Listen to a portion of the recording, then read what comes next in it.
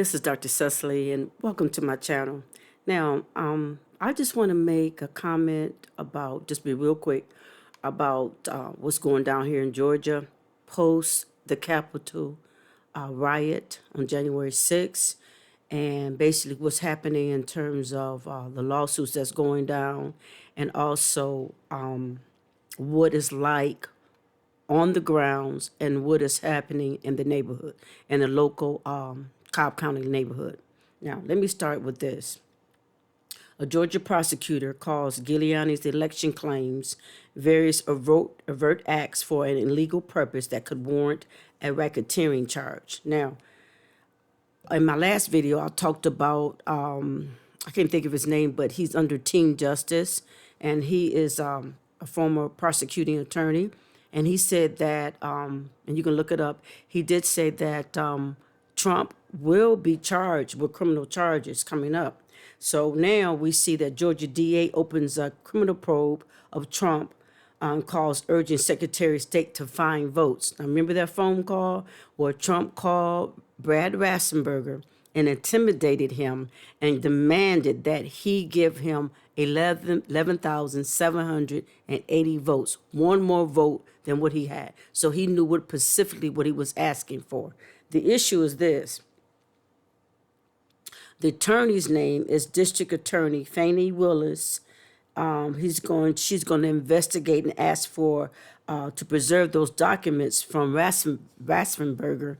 You know, he is the Secretary of State down here in Georgia, the one that Trump called.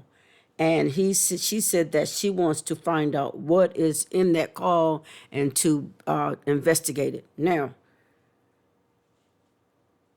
also, she's mentioning that Giuliani on racketeering charges along with Trump, and it even goes further than that. They're talking about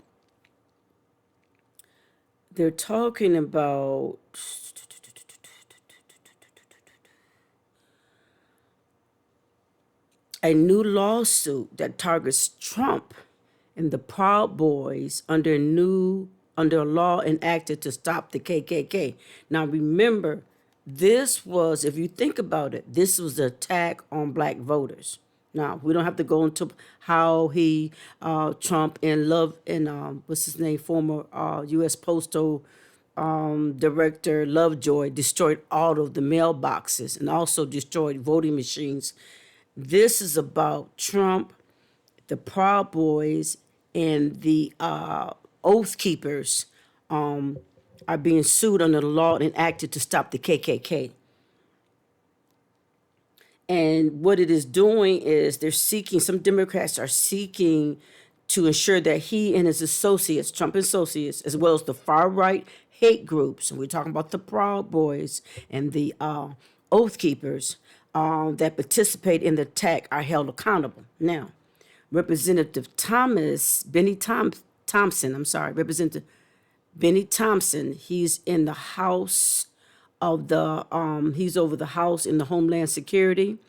He is suing Trump and Giuliani and the two far-right groups, the Proud Boys and the Oath Keepers, in an attempt to conspire to overtake the 2020 election results. And it also, the lawsuit asserts that they violated the racketeering clause of it because they failed to, they opt to, with this lawsuit, is to protect the black Americans from white supremacy and acts of white violence. So this is, we know as black Americans, like people said, Republicans says, oh, don't impeach him. So what if they didn't impeach him? We understand why they didn't impeach him. They're soul ties. They worry about their position, and they're worried about being threatened by Trump. And they're worried about his 72 million people that can attack him. But this is the point.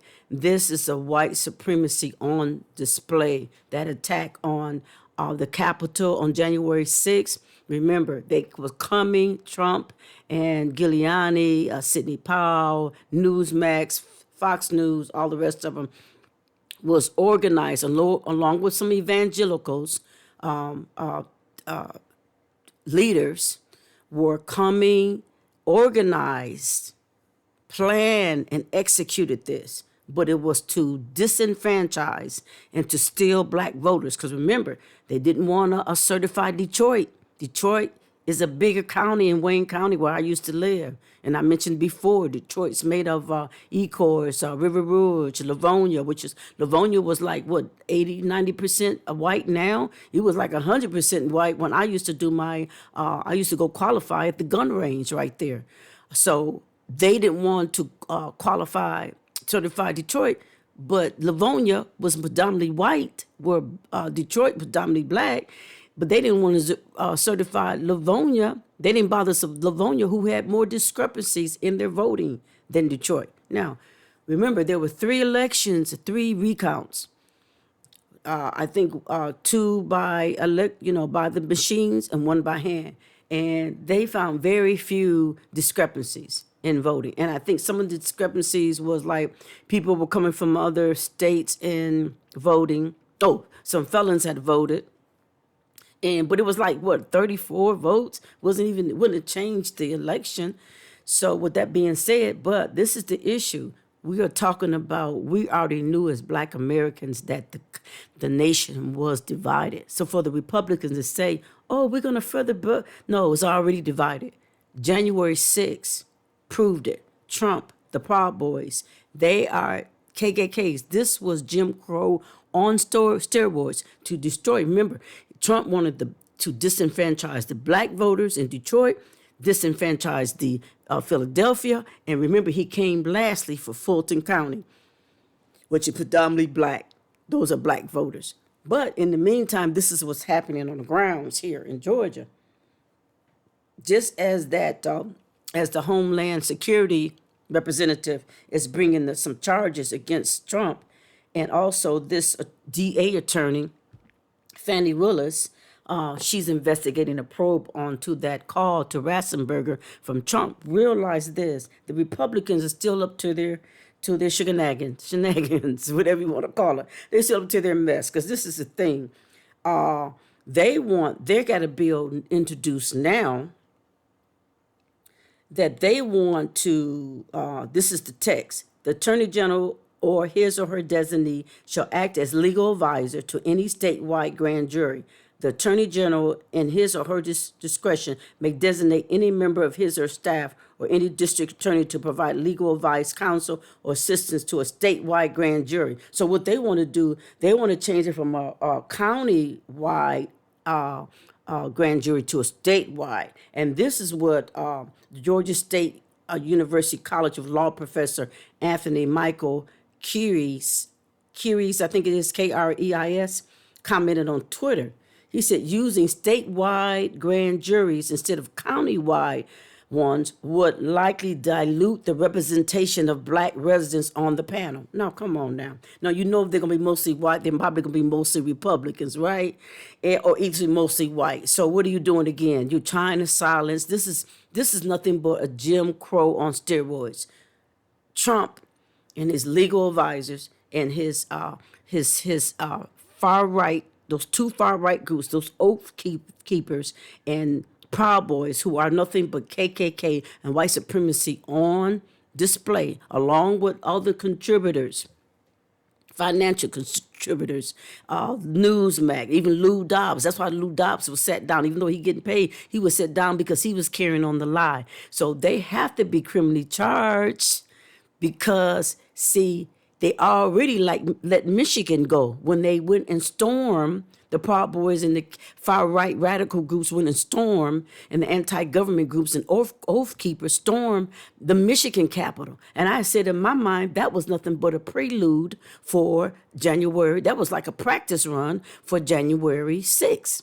Now, Trump is going to be charged for the deaths and the desecration and the trying to overthrow an inciter. He is inciter, the chief inciter, okay, of the Capitol 6 riots. And they're going to get him on conspiracy. Because like as I mentioned before, you get him on conspiracy, then you can go for a lot of things. if you try to get them on conspiracy, because you can get a lot of people, you can get a lot of, and I feel like this, I don't care about him going to jail. Let's go follow the money. Just do like they did when they hung that black man. I don't know what state it was, but remember, they hung that black young man and the family got the keys of the KKK headquarters. Okay, let's go after all their money. Let's go after Trump hotels. Let's go after and give it to the people, because they have used their resources and used their connections to put white supremacy on display. They were going to take black votes, and they were going to disenfranchise not only black votes, but Asian votes and Hispanic votes. Now we're getting down to this.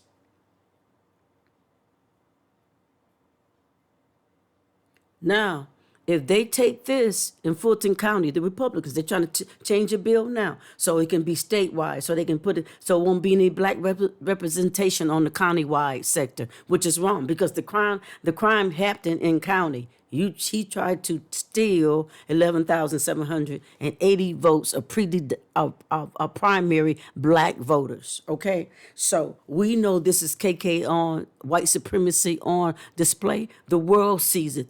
Was a Jim Crow in process. Now, what is the repercussions and what is it like? What is happening now? Like I told you, it seemed like it was okay. But now since Trump, because January 6th was supposed to be the final time or date that they were supposed to overturn the election. According to Trump, Pence was supposed to do it, which is not even in the Constitution or in his ability or in his job role to do it. So really, it was one government, the presidential sector, trying to overtake the Capitol, the Senate, and the House. So the thing is this: after there were 60 cases in the judicial part of government where they said that Trump didn't have a case. So now we're here. You can look at AJC. They said police are investigating racist letter mailed to Ackworth residents now. And they said in this, I don't know if you can see it. They said, we want this neighborhood just for white people. I don't know if you can see it. And they're saying out Hispanics, out blacks, out Asians. So this came in the AJC. So they're doing an investigation probe now. And it came through the United States Postal Service. So we're going to see exactly what happened. Hopefully they can get a DNA off the stamp if they lick the stamp or a fingerprint. So they're telling anybody here. Now remember, Ackworth, Kennesaw, Marietta, they're part of all Cobb County. So I don't know if I heard another state had these racist similar letters sent out, but they are investigating it. And so we see that this is a target against blacks and minorities. That Capitol, which I'm so happy that they did not kill more people, because when you're dealing with a mob and being a prior law enforcement sergeant, a mob mentality is there, and it's just by the grace of God. And I believe this. I believe because on our money, and because we're always saying, God bless America. We're always saying, God bless our troops. On our license tags, we say, in God we trust. We're on our money, and say, in God we trust. God is coming after our words. If we saying we in God we trust, and we always saying, God bless America, God bless our troops, God is coming for our words. And I believe because prayer warriors and people like me that's praying and believing in democracy and believing that God is God, that like in the words of Martin Luther King and celebrating Black History Month, he said, darkness cannot drive out darkness. Only light and light can drive out darkness.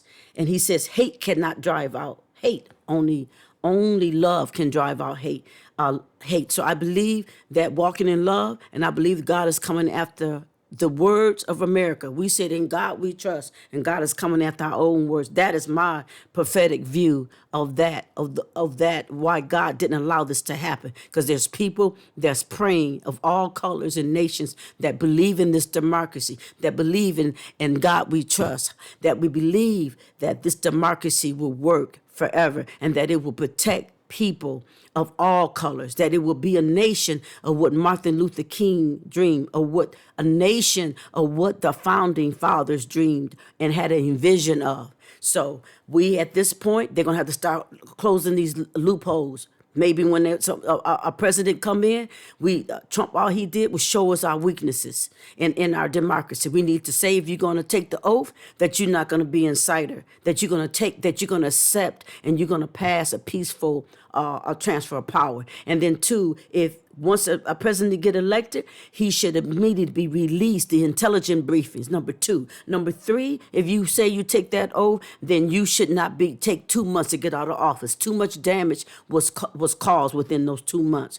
That allow this white supremacy, the Proud Boys, the KKK, the Oath Keepers, and all of these anti-radical, anti-government groups and white supremacy groups to come and to organize and to plan and to execute this. So that's going to have to be changes in the democracy, and it has to be done within these 4 years, and they got to be done quickly to close these loopholes, because Trump has just exposed the loopholes in our democracy. Number one, once you take that oath, you cannot incite. You got to accept the election and have a peaceful transfer. Or either you should, if you don't do a peaceful transfer, then you should be escorted out of the White House and put the VP in place. And then number two, in some kind of way, they can put that in writing. Number two, they should make sure that the next president gets the intelligence briefs immediately. And then number three, for the security of our nation and for the safety of our American citizens. And number three, they should make sure that these shouldn't be 2 months from the time of the election to January. Too much damage was done. So in America, we trust in God, and we pray, and we ask God to bless America, and we ask God to bless our troops. Tell me what you think. Give me your input, and subscribe, like, and share.